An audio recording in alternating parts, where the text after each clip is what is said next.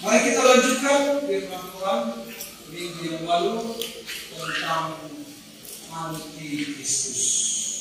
Bapak Ibu yang ingin mengetahui lebih lengkap, maka Bapak Ibu ada yang berhalangan beberapa minggu lalu bisa melihat di channel YouTube kita, yaitu channel YouTube yang amat adanya ini ya. Karena kita tidak punya channel khusus. Ya, siapa yang merekam ya rekam gitu, tidak ada spesial ya. Tapi lumayan juga bisa dilihat, bisa dievaluasi ya. Jadi saya juga sering mengevaluasi manakah ada yang salah, seringkali saya lihat ya. Supaya saya lebih baik lagi menyampaikan firman Tuhan karena semua orang akan melihat. Nah, mari kita lanjutkan poin yang keempat. Kemarin kita sudah lihat yaitu waktu kebangkitan antikristus ya. Dan sekarang kamu tahu apa yang menahan dia. Ya, jadi warnanya cukup bagus karena terang ya. Sehingga dia ini adalah antikristus. Sehingga ia antikristus baru akan menyatakan diri pada waktu yang telah ditentukan baginya, yaitu adalah Kristus. Karena secara rahasia kedurhakaan telah mulai bekerja, tetapi sekarang masih ada yang menahan. Kalau yang menahannya itu telah disingkirkan, pada waktu itulah si pendurhaka baru akan menyatakan dirinya. Tetapi Tuhan Yesus akan membunuhnya dengan nafas mulutnya dan akan memusnahkannya kalau ia datang kembali. Jadi apa yang disampaikan Tuhan kepada rasul-rasul itu konsisten. Jadi kita sebagai Tuhan perlu mempelajari urutan-urutannya. Ternyata urutan-urutan itu telah diatur oleh Tuhan sedemikian rupa. Jadi kehadiran antikristus itu dikatakan kalau yang menahan disingkirkan. Kita tahu antikristus itu adalah anti kepada Kristus. Anti artinya melawan. Kristus itu dari bahasa Ibrani Mesias. Dari kata Mesias muncul Mesias. Dalam bahasa Ibrani disebut Kristus. Mesias atau Kristus artinya adalah yang diurapi. Nah, kalau yang menahan itu disingkirkan, barulah antikristus muncul. Berarti masih ada yang menahan. Tetapi sekarang sudah ada antikristus itu, tetapi rohnya. Apakah karakteristik antikristus itu? Kita harus tahu ya. Jadi jangan hanya kita antikristus. Apa rupanya yang dipersoalkan antikristus? Antikristus itu yang dipersoalkan intinya adalah dia menyangkal Allah yang mengutus Yesus. Dia menyangkal firman jadi manusia. Dia menyangkal Yesus berasal dari Bapa. Dia menyangkal. Nah, menyangkal berarti maswadahum. Maswadahum nakoho. Dia sudah tahu, tetapi sengaja dia sangkal. Makanya disebut manusia durhaka. Dari mana dia tahu? Karena iblis itu berasal dari surga. Di surga pun dia sudah memberontak. Dalam Yesaya 14 ayat 12, Lucifer berkata, aku hendak naik. Aku hendak mengatasi tahta Allah. Di surga juga dia sudah mau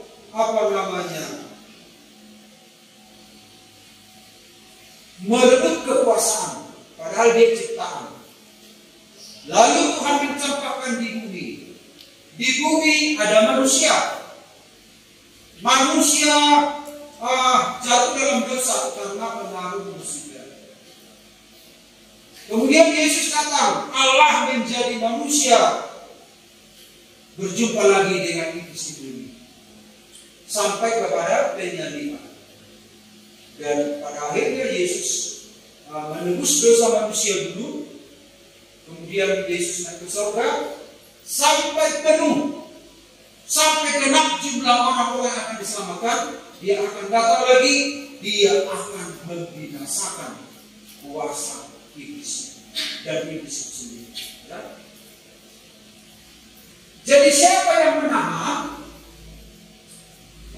Roh Kudus, gereja, pemerintah atau kekuasaan sekuler, malaikat atau surga?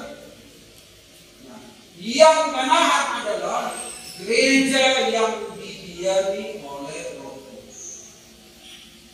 Nah, kemana disingkirkan? Ke padang gurun. Di mana padang gurun ini? Nanti kita jawab. Ya. Nah, dalam Daniel 9 ayat 24, kita sudah bahas ini minggu kemarin. Di dalam ayat 24 sampai 29, inilah jam waktu dunia. Jam waktu dunia.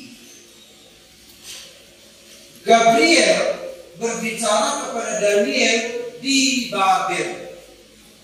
Waktu itu orang Israel dibuang ke Babel selama 70 tahun.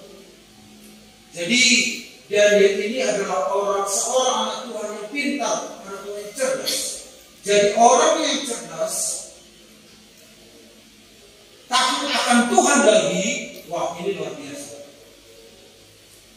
Kemudian di Babel, Daniel memeriksa tulisan Esra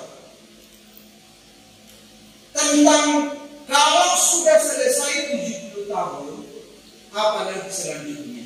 Nah, Daniel membaca itu dan dia menagih. Daniel seolah-olah menagih apa lagi selanjutnya.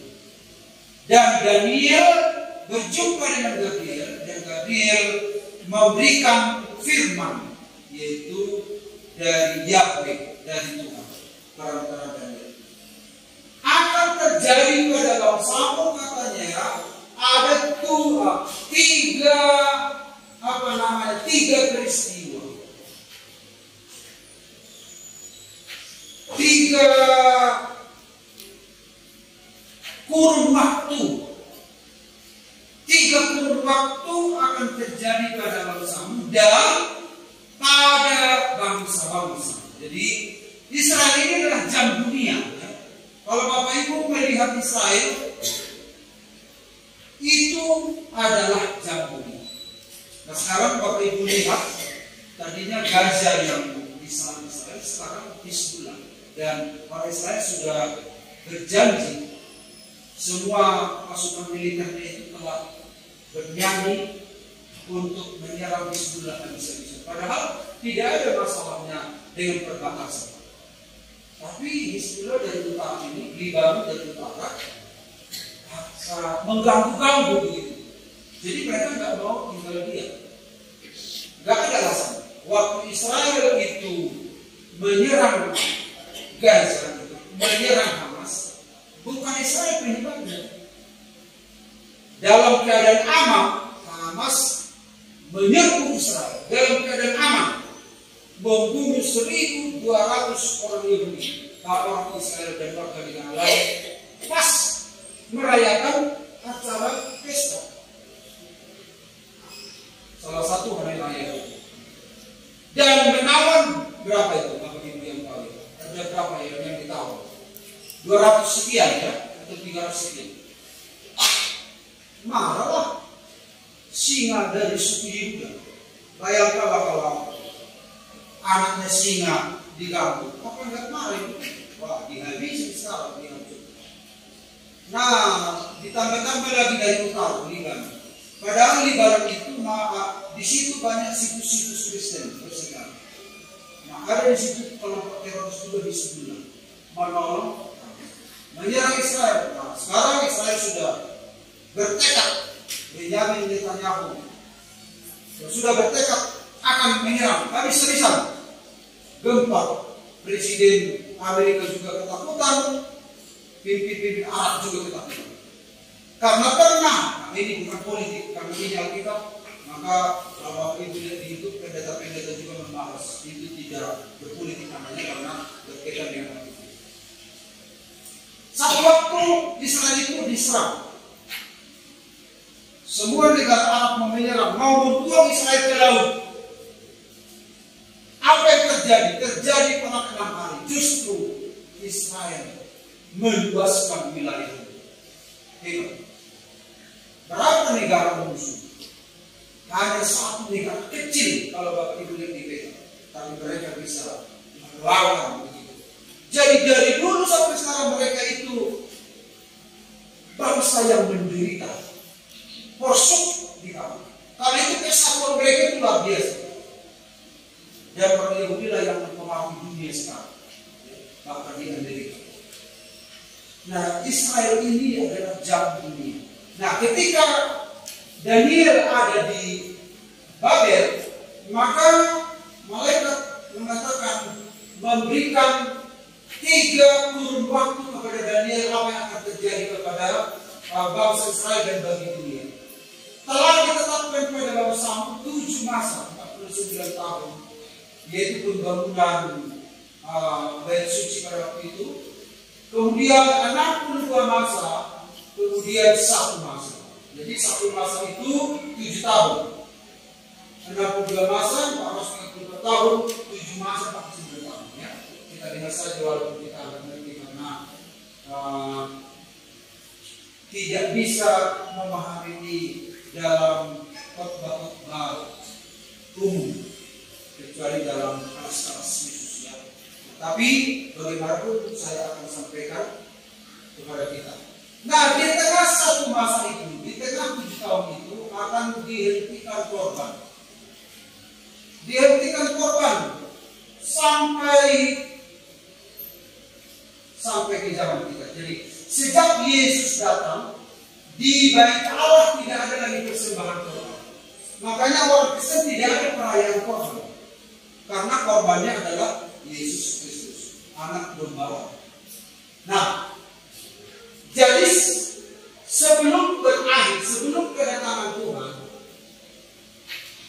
yaitu ini kerajaan 1000 tahun, di sini akan disingkirkan semua kefasikan, dosa dan lain sebagainya karena Tuhan akan berkuasa. Nah, sebelum kerajaan 1000 tahun itu, sebelum Tuhan datang, sebelum gereja diangkat, muncullah Antikris. Nah, sekarang belum muncul pribadinya. Kalau yang menahan itu disebutkan baru dia muncul. Ya. Siapakah itu? Nah, ini. Sebelum 3,5 tahun ini, orang percaya disebutkan kepada guru. Di manakah padang gurun itu? Nah, nanti akan kita lihat juga ya. Di mana padang gurun itu? Apa makna padang gurun itu? Nah, inilah masa Antikris, masa aniaya, sengsara besar. Nah, jadi yang kedua, Antikris itu akan muncul sebelum pengangkatan. Ya, pengangkatan itu janganlah kamu memberi dirimu disesatkan orang dengan cara bagaimana juga. Sebab sebelum hari itu haruslah datang dahulu murtad. Yang pertama. Yang kedua, haruslah dinyatakan dahulu manusia beragam. Jadi Bapak Ibu ini adalah pengangkatan gereja. Pengangkatan gereja itu 3 minggu lalu kita sudah bahas tentang perjumpaan antara orang percaya dan Yesus Kristus di awal. Nah, sebelum ini terjadi, Antikristus ada. Jadi Bapak Ibu, pengangkatan tidak terjadi sebelum Antikristus ada. Di sini karena aniaya besar terjadi maka banyak orang yang murtad. Banyak orang yang murtad. Tapi gereja Tuhan akan disingkirkan, dilindungi. Kalau gereja lain mengajarkan bahwa gereja itu tidak masuk ke masa antikris, tapi gereja kita mengajarkan gereja masuk ke masa antikris hanya gereja dilindungi oleh Tuhan. Karena Alkitab tadi mengatakan bahwa kedatangan Tuhan itu terjadi setelah antikris. Pengangkatan gereja itu terjadi setelah antikris. Nah, jadi waktu kehadiran antikris itu akhirnya dia menyatakan diri, ya. Siapa dia sesungguhnya antikris? Dia adalah manusia yang memiliki karakter yang dipenuhi oleh setan. Yang dipenuhi oleh setan. Dia adalah manusia yang didiami oleh setan. Bukan hanya sekedar dirasuk lagi, tetapi dia tinggal di dalam dia. Itulah antikristus. Nah, dia menyatakan diri pada akhirnya. Selama ini dia belum menyatakan diri karena gereja belum disingkirkan. Nah, kalau gereja sudah disingkirkan, dilindungi oleh kuasa Roh Kudus, maka antikris akan datang. Ini adalah prinsip. Nah, yang berikut, yang berapa ini? Bapak Ibu? Dihitung jarinya dulu. Berapa jari ini? 6. Kristen di masa antikristus. Alkitab mengajarkan bahwa perempuan itu adalah gambaran gereja Tuhan. Makanya ada nyanyian, nama baju di Sion akan abadiai. Orang yang ya, nama baju di Sion akan abadiai.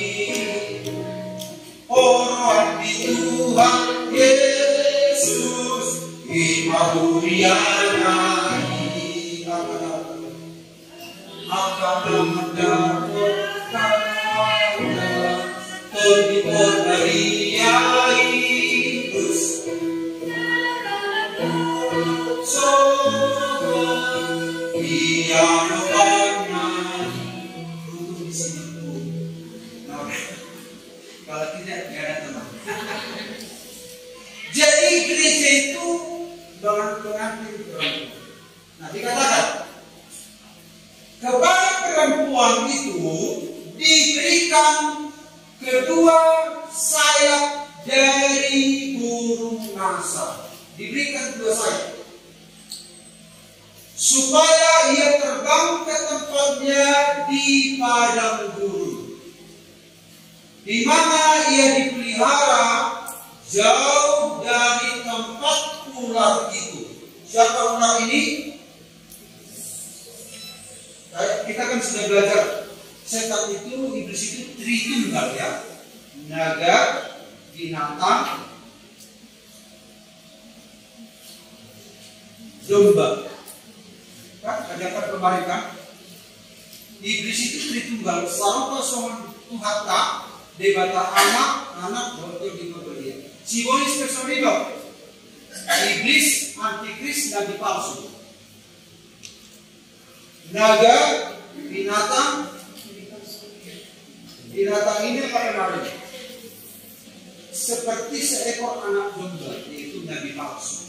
Serigala berbulu domba, nabi palsu. Nah, itu tritunggalnya setan. Jadi setan ini suka niru-niru. Misalnya, karena manusia tidak tahu sebelum kenal Injil, tiki sedih bagi halapak dobe berita dahulu. Nunga simbolis nunga paboton tuak kajong manajulu asal muasal ni halapak sedih. Badai di siapang turun di kusbuli. Dungi siani maksud suparnya apa? Setiap suku punya ada kemiripan seperti Adam dan Hawa. sebelum kenal Injil. Jadi iblis itu memberitahukan ke berbagai daerah, ke berbagai suku, kepalsuan Injil, kepalsuan Alkitab.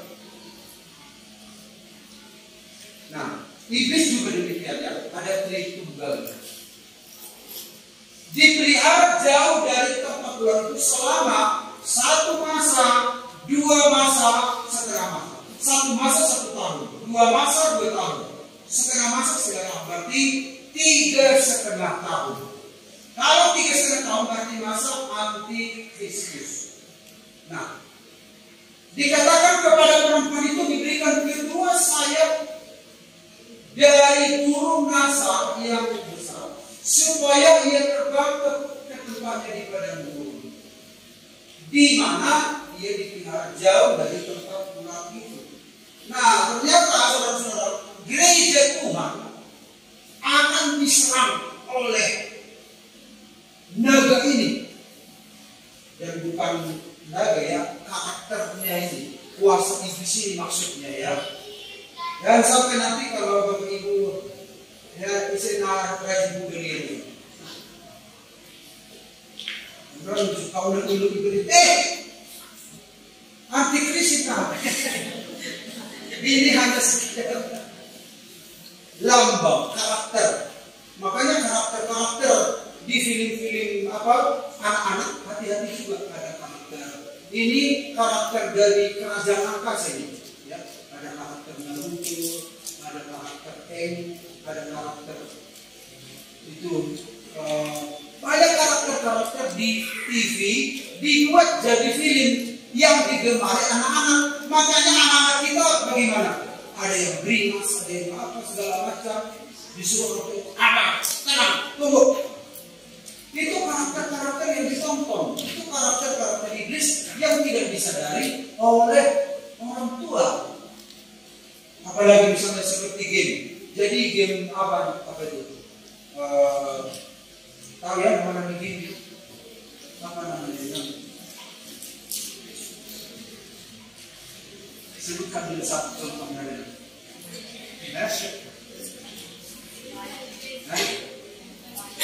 apa?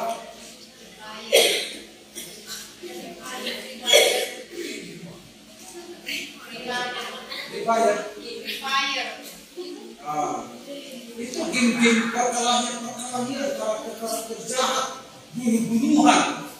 Itu karakter dari penguasa juga. Jadi buku ingat, satu waktu ada seorang anak Tuhan di bawah Tuhan.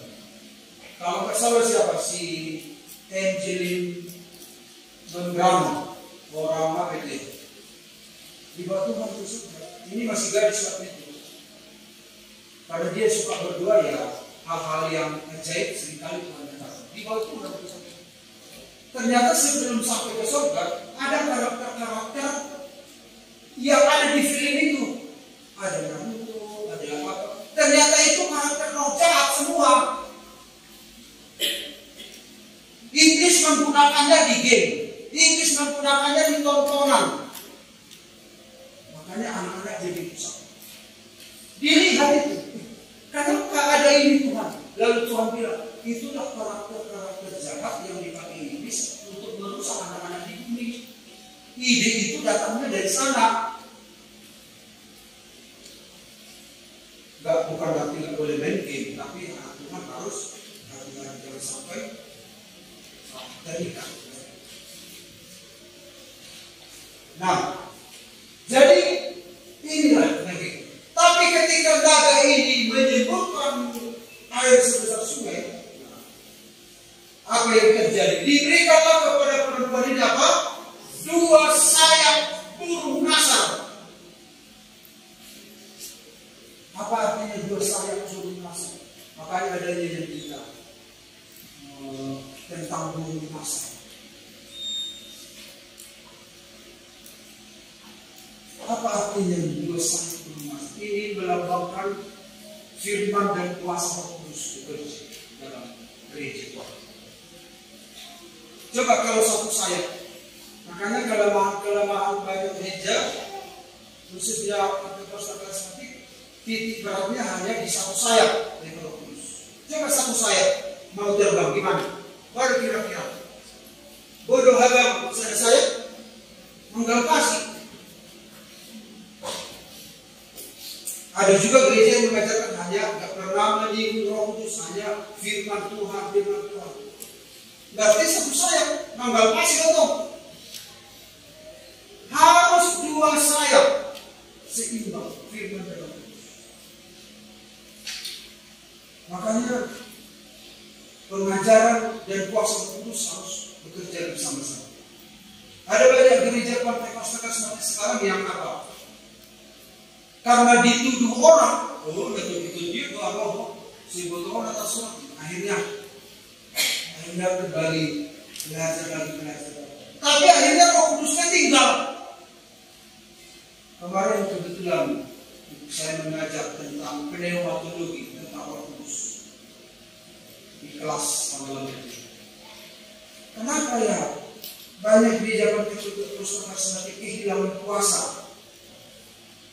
Terus saya bilang, salah sendiri. Kenapa? Ketika Roh Kudus bekerja, ada bahasa lidah. Lalu, setelah pulang gereja, lalu sifatnya nggak bagus, atau ada keceplosan ngomongnya, lalu diejek temannya, langsung ada orang kata siniban, pengalaman pesoni. Akhirnya anak Tuhan ini yang sedang diproses ini patah semangat, akhirnya dia kehilangan kuasa. Maka dia bilang, jangan salahkan anak silibannya, jangan salahkan bahasa. Yang perlu diberikan kepada anak Tuhan ini adalah pengajaran firman. Banyak anak Tuhan padam rohnya hanya gara-gara satu dua kegagalan dalam perbuatan. Gara-gara itu akhirnya dia padam rohnya. Tetapi kalau diajarkan bersama-sama firman Tuhan kita ajarkan, lalu Roh Kudus menolong kita melakukan firman. Karena Roh Kudus kan tugasnya membawa ke dalam seluruh kebenaran. Maka dia seimbang. Makanya banyak gereja-gereja Pentakosta, namanya Pentakosta, tapi bahasa waktu nggak ada, karunia itu nggak ada. Bahkan kalau kita bersorak-sorak, apa itu? Kembali seperti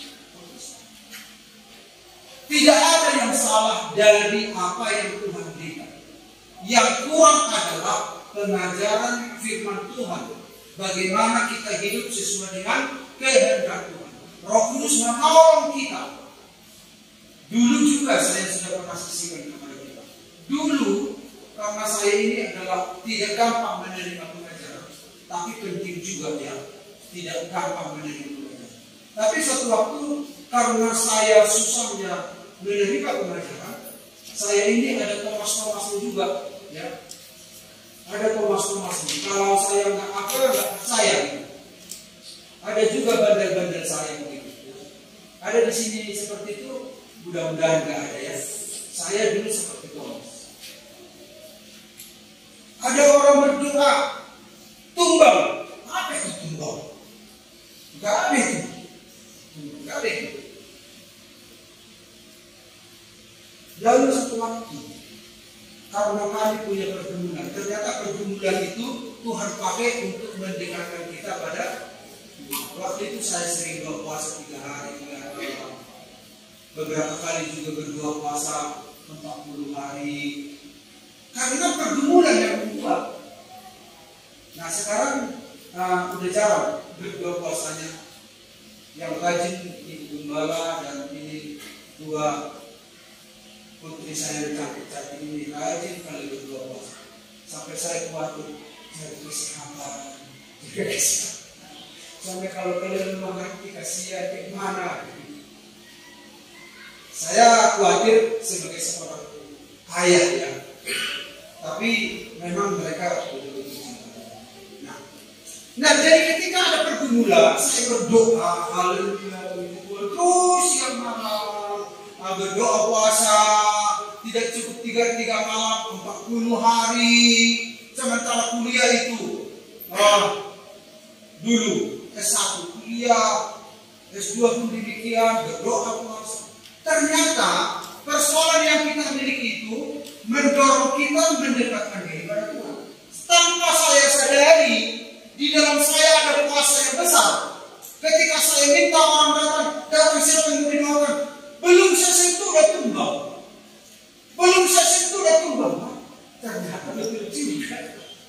Mulai dari situ saya tidak anti tumbang, karena saya sendiri sudah menang. Memang ada yang palsu, ada yang asli. Maksud saya di situ, jangan takut melakukan yang asli gara-gara yang palsu. GPDI itu saudara-saudara, Pantai Kosta Kasmatik umumnya ketakutan dengan yang palsu, ketakutan dengan tuduhan-tuduhan orang, akhirnya dia tidak mengalami hal-hal yang asli dari Tuhan. Dia kehilangan yang asli dari Tuhan. Dia kehilangan kuasa dari Tuhan hanya gara-gara tuduhan-tuduhan yang palsu itu. Tetapi yang kita butuhkan adalah firman Tuhan yang mengimbangi semua kuasa yang kita punya. Amin. Itu bagaikan perempuan yang diberikan kedua sayap burung nasab, seimbang, dan akhirnya apa yang terjadi? Dia dibawa terbang jauh dari mata ular. Kuasa Roh Kudus dan firman Allah akan menjauhkan kita dari kuasa kegelapan. Amin, Bapak Ibu.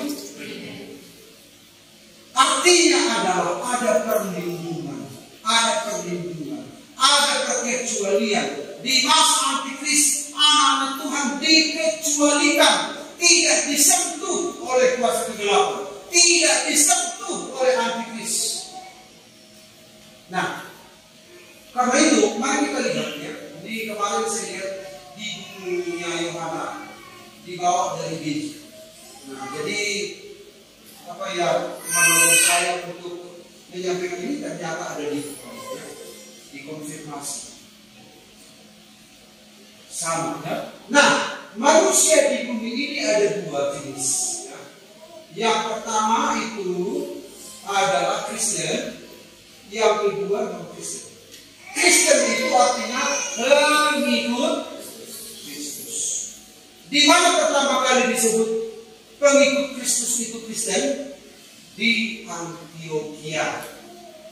Siapa yang menyebut pengikut Kristus itu Kristen? Orang-orang. Jadi yang menyebut pengikut Kristus itu Kristen bukan anak Tuhan itu sendiri, orang-orang. Karena apa?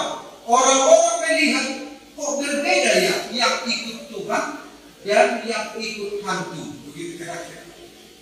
Kok berbeda ya pengikut Kristus dengan yang bukan pengikut Kristus, yang bukan pengikut Kristus. Nah, karena pengikut Kristus ini ada ciri khasnya, ada identitas yang berbeda, maka orang menamai Kristen pengikut Kristus. Jadi orang yang melihat perbedaan itu bukan kita yang mengaku sebagai Kristen. Bukan tanda salib yang ada di kuburan kita atau di kanun kita. Maaf ya kalau ada kuburan kanun, nggak salah ya. Bukan ada tanda salib di rumah kita yang mengklaim kita Kristen, tetapi ada perbedaan hidup yang dilihat oleh orang dibanding dengan yang bukan percaya pada Kristus. Perbedaan hidup inilah menjadi identitas kita. Dan kembali antikristus itu bukan dari angka, tapi dari apa yang diimajinasikan, apa yang dipercaya, itu juga yang dilakukan. Ini dilihat oleh orang. Akhirnya disebut Kristen, pengikut Kristus. Jadi pengikut Kristus itu harus ada perubahan hidup yang membedakan kita daripada orang lain. Amin, Bapak Ibu. Tingkah laku kita lah yang membedakan kita dengan orang lain. Tidak cukup kita berkata aku Kristen. Tidak cukup KTP kita Kristen. Tetapi yang berbicara adalah perubahan hidup kita itu. Makanya tidak heran menjadi garam dan terang melalui perubahan hidup yang semakin serupa dengan Kristus. Nah, sementara Kristen ini juga dua bagian, yaitu satu bijak, satu bodoh. Yang bijak itu dilindungi, yang bodoh itu dianiaya. Sengsara besar, aniaya antikris, tribulation, aniaya besar. Ini semua gereja mengajarkan ini. Aniaya besar, sengsara besar. Minggu yang lalu kita sudah baca, sengsara itu belum pernah terjadi sejak dunia dijadikan. Itulah sengsara antikristus. Yaitu kalau antikris berkuasa, sengsamanya luar biasa.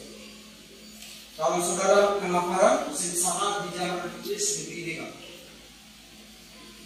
Kalau dikatakan belum pernah terjadi sebelum dunia dijadikan, bagaimana bentuk kesengsaraan itu? Karena kesengsaraan itu bukan hanya dari fisik saja, tapi dari tubuh, jiwa, roh.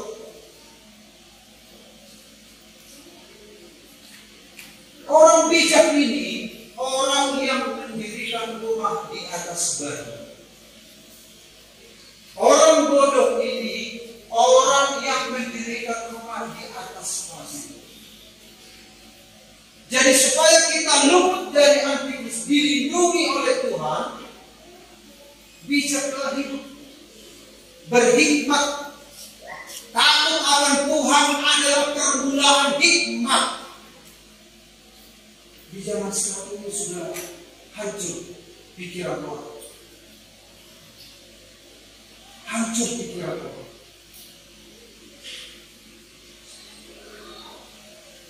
Kalau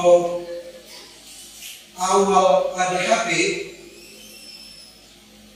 orang tua kami yang sempat belum meninggal sudah ada zaman HP masih ngecap. Kalau Bapak Gembala almarhum, dia sempat mampu meng-SMS. Artinya dia bisa masuk ke teknologi, tetapi hanya sejauh SMS, telepon dan SMS. Tapi kalau Ibu Gembala almarhum hanya telepon saja, karena dia nggak tahu SMS. Lebih hebat Oppo Epinova sampai ke tahap Facebook, ya kan? Berarti hebat, mampu. Tapi tidak semua orang bisa mampu ke tahap itu. Ada tahapan TikTok, ada Messenger, ada WA, ada lagi masuk ke tahapan YouTube. Ada mampu, tergantung kemampuan seseorang. Terus bukan hanya itu, semua bisa diakses di sini. Kalau dulu zaman genetik itu masih TKP tutak sampai masuk tangan jari-jari tubuh kami misitik. Walau di laboratorium sekolah di SMA jodoh ekstrakurikuler atau sebagai metode makuli kahon tuts di kahon misitik yang sekretaris gitu ya. Makin cepat di sini cepat main. Oke, dan jelaskan. Nah, sekarang disingkirkan komputer. Makin cepat lagi. Yang tercepat saya lihat dengan komputer itu, kalau dulu Pak Yusuf, ketika dulu diktat ini banyak, berapa ratusan. Dia gini ketik. Saya pikir 1 minggu dia selesai. Gimana Pak selesai? Besok saya dapat lagi. Padahal hari ini hanya 1 hari saja. Karena canggih. Sekarang Bapak Ibu, kalau dulu bikin skripsi itu diketik, kalau dosen koreksi coret-coret, bisa marah mahasiswa berapa?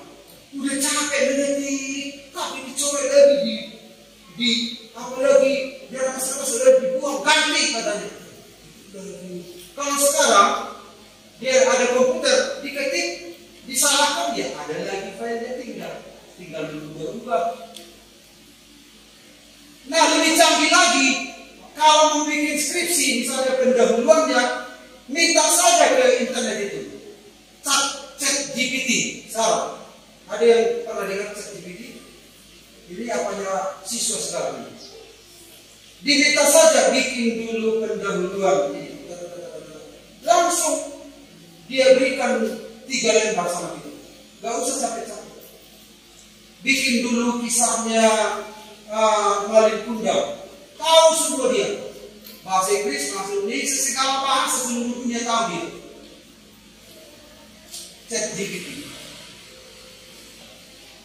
Ini teknologi apa di zaman artificial intelligence, AI.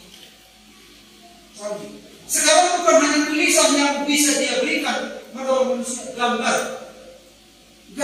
Jadi kalau misalnya saya ingin buat dulu gambar harimau, langsung digambar harimau. Yang bahayanya adalah gambar apa yang kita minta. Makanya sekarang remaja hancur-hancur. Bisa saja lagi kita hanya mengirim teks, tapi buat dulu filmnya ini, keluar film sesuai dengan apa? Jalan cerita yang kita karang, animasi. Makanya ini menghancurkan. Makanya di zaman sekarang menurut siapa? Jarod Wijanarko, kehancuran manusia sekarang adalah karena ini, kecanggihan teknologi AI ini. Bisa diminta apa yang diinginkan, apalagi pornografi. Tinggal dia ketik di situ.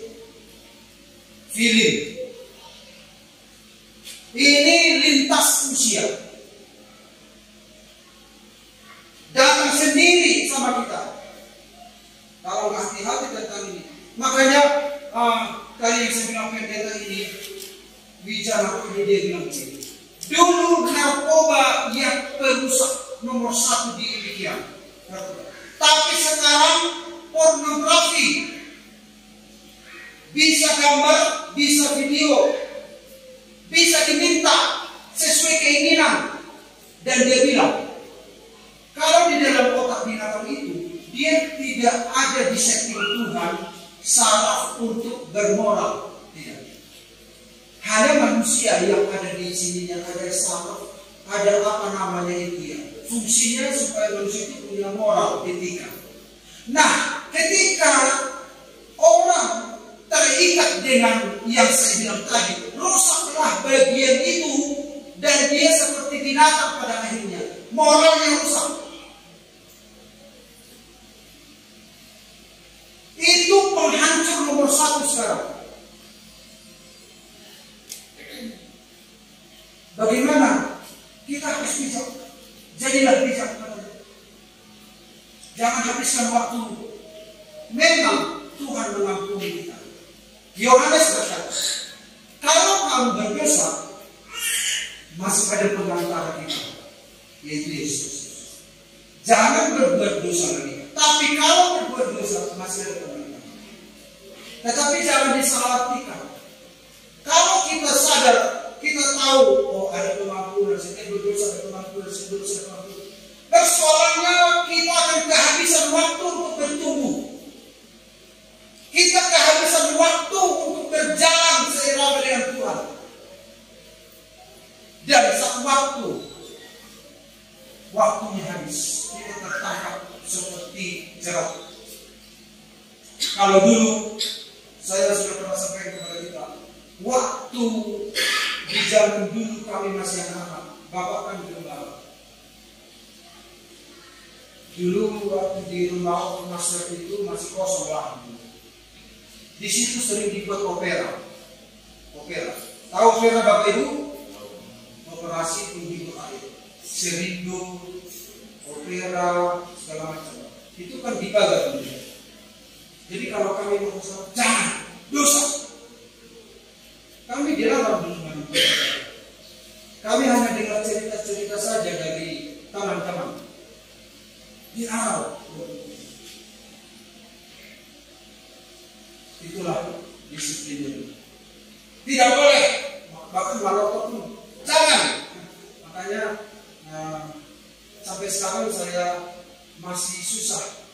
Walaupun tokoh itu adalah sebuah seni, saya tidak salahkan Bapak Ibu Maroko karena itu kan seni, ya kan? Amin.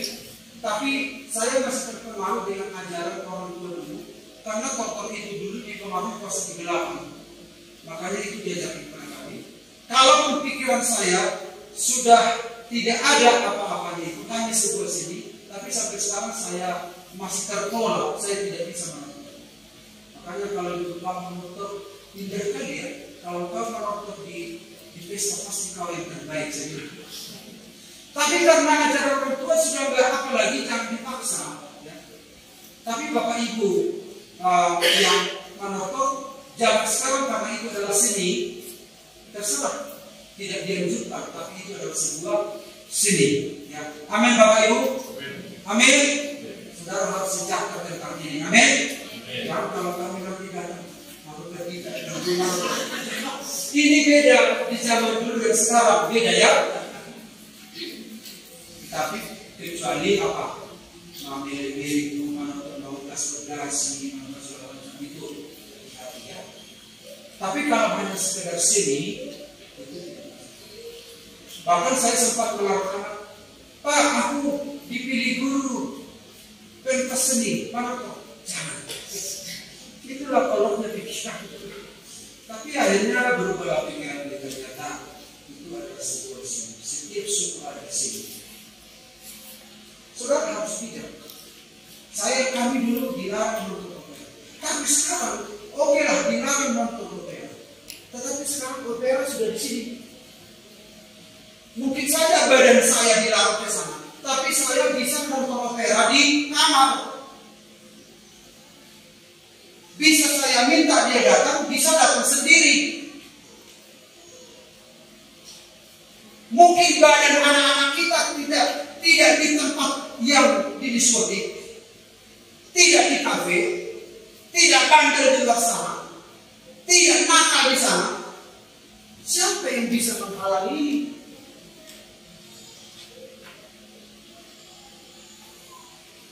Ada, kita bisa mengakses semua, bisa menghancurkan saraf kita sampai kita tidak berbuat.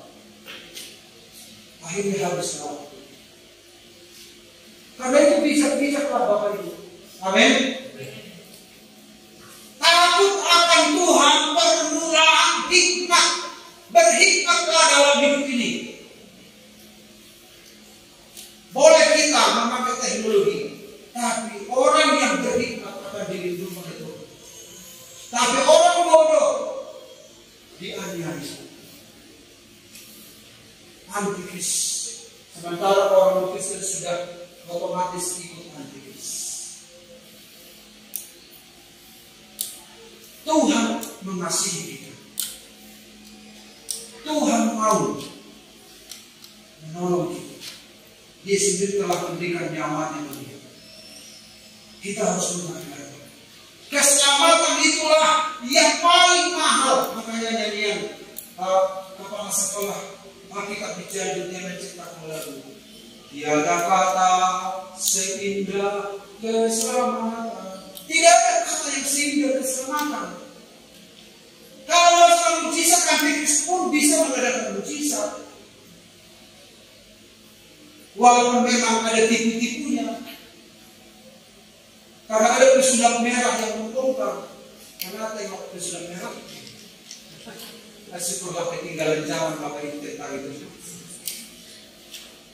Dia bongkar semua. Ada kan saya ibadah di India. Dulu kita buka kali di sana. Setiap apa ini ada umat-umat itu minta bantuan orang-orang miskin. Karena saya ibadah ini bisa buat emas dengan sendiri. Emas. Kemudian hanya digoyang-goyang tangan begini, keluar emas. Apa enggak enak hanya gini-gini emas. Lalu keluar telur emas. Keluar lagi telur emas. Akhirnya pesulap merah bongkar. Bohong tipu-tipuan itu katanya. Bahkan mujizat yang dikerjakan pendeta pun dia bilang tipuan. Karena yang dari Tuhan tidak bisa ditipu, ya.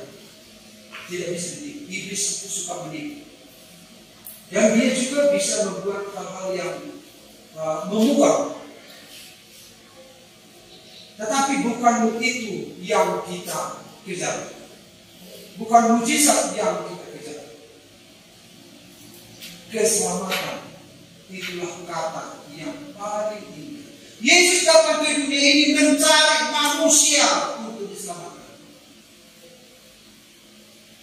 Dia datang ke dunia untuk mati. Kalaupun dia mengadakan mujizat, itu bukan tujuan utama. Tujuan utamanya dia untuk mati. Makanya ketika ada orang disalib sebagai Yesus, jika engkau adalah Allah, molotoh tutuat, molotoh kawaton, anaknya dibata. Katanya. Iblis juga berkata demikian. Jika engkau Allah jatuhkanlah dirimu, nanti ada malaikat yang menolong. Yesus tidak mau dipancing dengan itu. Karena tujuannya untuk mati, untuk menyelamatkan. Jadilah menjadi orang yang berhikmah, bijak menghadapi hidup ini. Amin.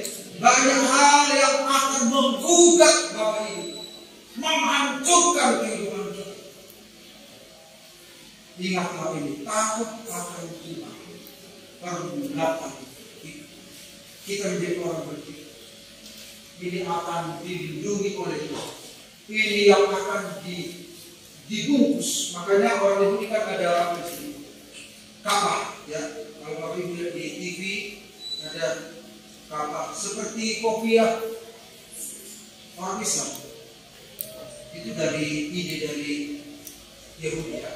Jadi semua tata ibadah Islam itu dari Yahudi diambil. Dari sholat juga. Itu apa artinya? Koplok itu.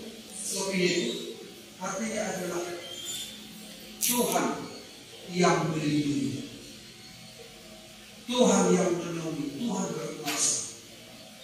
Jadi kalau kita hidup sesuai kehendak Tuhan, orang bijak ini mendirikan rumahnya di atas batu. Batu karang itu adalah Yesus Kristus. Dia bertumbuh sesuai dengan kehendak Tuhan. Dia menggunakan waktu sebaik mungkin. Ada roh takut akan Tuhan. Tuhan mengenal siapa kepunyaannya. Tuhan akan melindungi. Sementara orang yang bodoh ini akan dianiaya. Makanya ada dua jenis Kristen di zaman Inggris, yaitu ada orang yang dianiaya. Mereka harus menyerahkan nyawanya supaya selamat. Di situ Roh Kudus gak ada lagi bekerja. Gak ada. Kalau dia mau selamat, dia harus mempertahankan imannya dengan taruhan nyawa. Dan ada yang dipenggal kepalanya, ada yang diberikan seperti itu. Dia harus mempertaruhkan nyawanya. Kalau memang betul-betul tidak ada kekuatan, dia harus dengan kekuatannya sendiri. Selama ini orang percaya hanya dengan kekuatan Allah dia bisa bertumbuh. Tetapi orang ini benar-benar diserahkan kepada orang itu sendiri. Udahlah, kau sendirilah. Kalau kau mau percaya dengan kekuatan itu silakan. Tetapi resikonya kau harus mati mempertahankan iman. Kalau tidak, kau menjadi pengikut. Itu yang akan terjadi. Yang terakhir, akhir dari antikristus. Ini berapa ya? Berapa? Yang keberapa ini?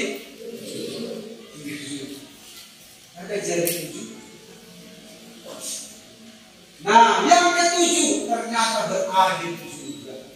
Tidak ada di dunia ini yang bertahan. Antikristus itu pun ada akhirnya. Bukan kalau Yesus kata, akulah awal dan yang akhir.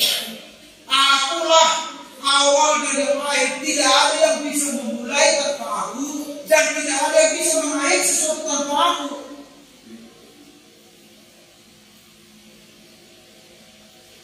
iblis juga berakhir juga.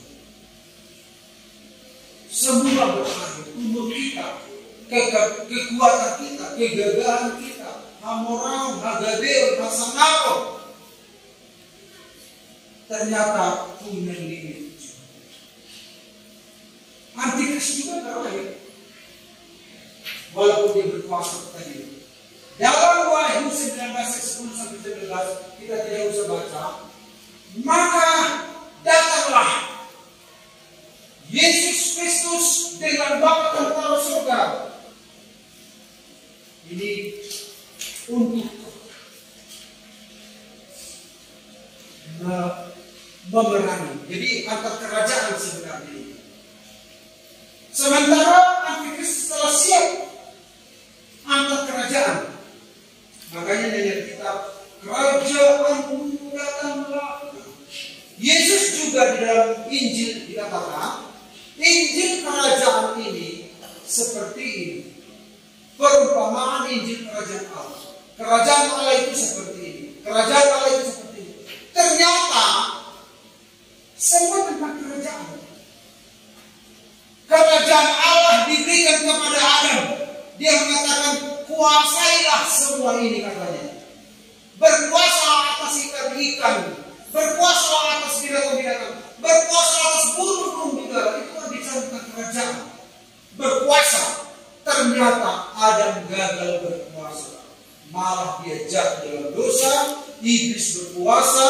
Kemudian Yesus datang menghancurkan kuasa iblis. Pertama Yesus datang menyelamatkan manusia dulu dari dosa, dari hukuman kekal, lalu dia naik ke surga dan dia kembali dengan pasukan kerajaannya. Dan kita mengatakan, maka tertangkaplah binatang itu. Siapa yang menangkap? Kuasa kerajaan Allah yang dipimpin Yesus. Dan bersama-sama dengan dia nabi palsu, yaitu tadi serigala berbulu domba. Ditangkap yang telah mengadakan tanda-tanda di depan matanya. Ternyata binatang dan nabi palsu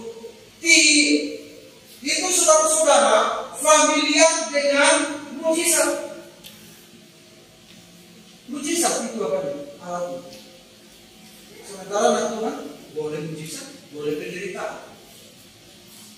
Berbahagialah orang yang menderita dengan Tuhan. Penderitaan itu adalah satu karunia. Di dalam kelemahan engkau menjadi kuat. Kan beda dengan iblis. Jadi saudara-saudara, ini nabi palsu dan binatang ini mujizat itu apa? Dan dengan demikian dia menyesatkan mereka. Jadi terjadi penyesatan. Hari Minggu sudah saya sampaikan tentang penyesatan itu. Tentang ada seorang ibu yang ternyata dia dibayar penginjil, keahliannya dibayar, diganti penginjil. Sekarang contohnya di Afrika Selatan, penginjil ini mau menginjil. Ibu-ibu yang punya keahlian ini dipakai untuk memperagakan mujizat.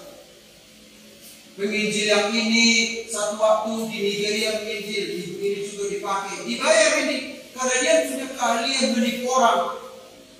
Baik penginjilnya, baik ibu ini ditipulah semua orang. Menyesatkan mereka yang telah menerima tanda dari binatang itu dan yang telah menyembah patungnya, menyembahnya menjadi satu dengan patung itu. Pemasmur berkata, kalau kita menyembah sesuatu, kita menjadi satu dengan itu.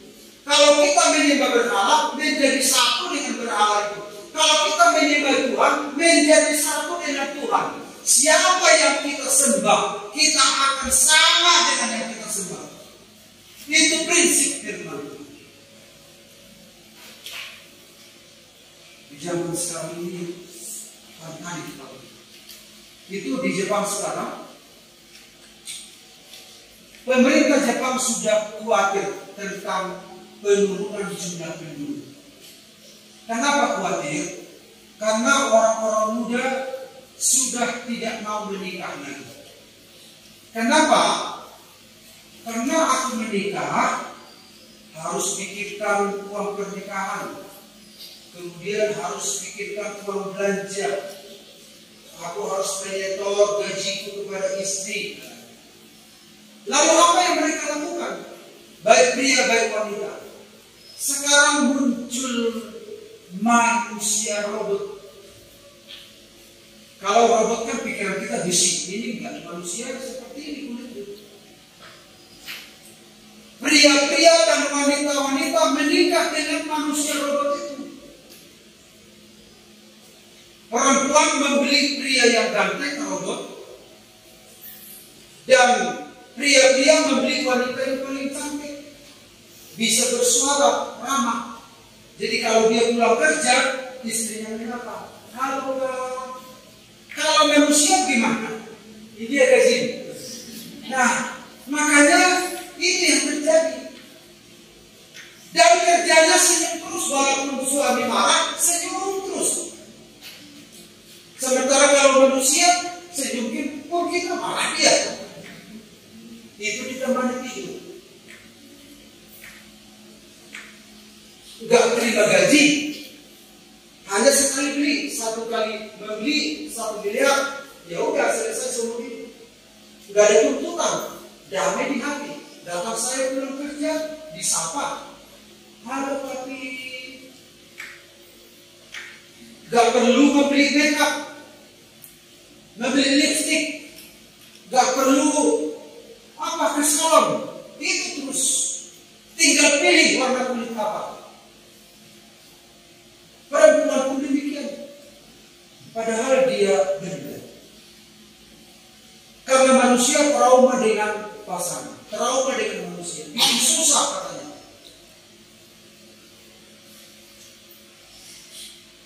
Beda dengan anak Tuhan, tidak bikin susah, amin. Malah berbahagia, amin. Justru kita pulang kalau nggak ada istri, seperti ada yang hilang, amin. Amin Pak Dana.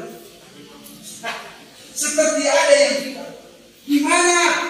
Oh setelah muncul, ya begitu merasa mulai sok kembali. Tapi di Jepang sudah beda. Akhirnya menyatu dengan paku. Aneh-aneh di zaman sekarang. Keduanya dilemparkan hidup-hidup ke dalam lautan api yang menyala-nyala oleh belerang. Jadi binatang antikris dan nabi palsu itu, ini Bapak Ibu, dilemparkan ke dalam lautan api dan belerang. Kemudian yang berikut, dan iblis. Nah ini melawan Bapa di surga. Naga. Iblis yang menyesatkan mereka dilemparkan ke dalam lautan api. Ini iblis dilemparkan ke dalam lautan api dan belerang, yaitu tempat binatang dan nabi palsu itu. Dan mereka disiksa siang dan malam sampai selama-lamanya. Jadi iblis itu juga dilemparkan. Siapa yang bisa bertahan di hadapan Tuhan? Sekarang dia sosok jago iblis. Sekarang dia sosok jago orang-orang sombong itu. Iblis saja dilemparkan. Siapa kita manusia yang angkuh di hadapan Tuhan? Kita bersyukur kita ini diselamatkan oleh Tuhan. Amin. Nah, kemudian yang berikut, dan setiap orang yang tidak ditemukan namanya tertulis di dalam kitab kehidupan itu, ia dilemparkan ke dalam lautan api. Jadi tadi yang masuk ke dalam lautan api yang pertama apa tadi? Binatang, nabi palsu, kemudian naga. Urutan pertama adalah binatang nabi palsu, urutan kedua naga, urutan yang berikut adalah setiap orang yang tidak ditemukan namanya tertulis di dalam kitab kehidupan itu, ia dilemparkan ke dalam lautan api.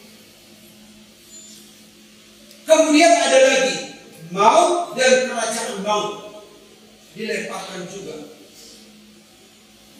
neraka itu tercipta bukan untuk manusia, untuk setan. Dalam Matius bisa dikatakan, Yesus berkata bahwa neraka tercipta hanya untuk setan. Tetapi kenapa manusia masuk ke sana? Mau mendengarkan tipu muslihat setan. Dan setiap orang yang tidak tertulis namanya, jadi malaikat akan membuka buku kehidupan. Siapa namamu? Kata malaikat. Ini siapa namanya? Ini contohnya kita buat.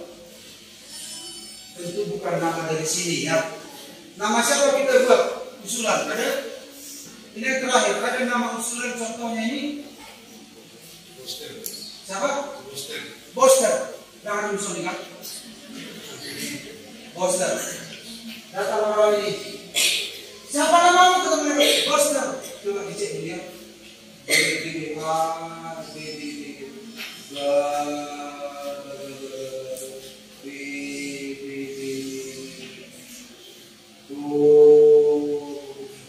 senang ini. Ya, bo.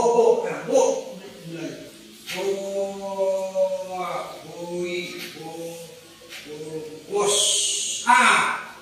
Terus. Bos. Ada bukan? Hijau. Bos.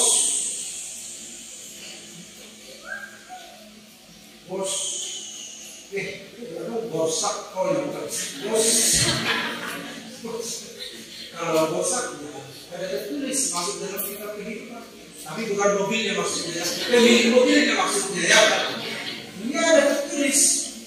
Tapi kalau lu bos.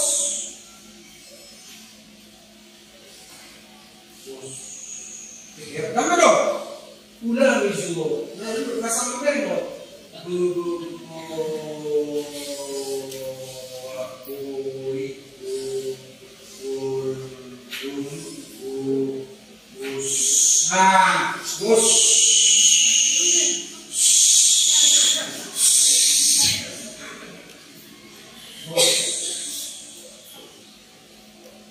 Bos tahu dong. Bos tahu adaison. Kan habis TA kan bos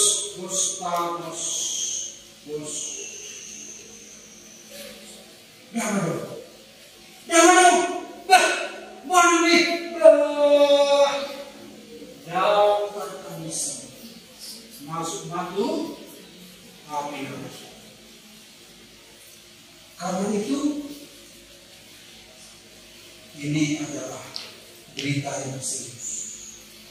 Siapa sangka di zamanmu ketika Nuh memberitakan kabar bahwa akan datang air bah.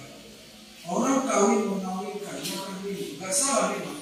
Tapi mereka fokus kepada kebiasaan duniawi. Mereka pikir waktu akan berjalan terus. Tetapi tiba-tiba datang. Mau bilang apa? Kemudian ingatlah akan istri Lot. Kemudian ingatlah di zaman Lot, Sodom Gomora, diingatkan akan datang hukuman. Dia ini, tapi terjadi juga. Ini juga peringatan bagi kita supaya waspada, jangan menganggap remeh. Amin Bapak Ibu. Tuhan sangat mengasihi kita. Tuhan pasti menolong kita. Kita adalah anak-anaknya. Jangan khawatir tentang apa yang kau makan, minum, pakai. Jangan khawatir tentang uang sekolah anak-anak. Jangan khawatir tentang kebutuhan. Dia Bapa yang baik. Dia akan memelihara kita. Tetapi janganlah hubungan dengan dia. Hargailah keselamatan yang Tuhan berikan. Suatu waktu dia akan ada masa yang suka. Di mana masa itu belum pernah terjadi seperti sejak dunia diciptakan. Itu mempersiapkan kita akan kedatangan Tuhan yang kedua kali. Haleluya.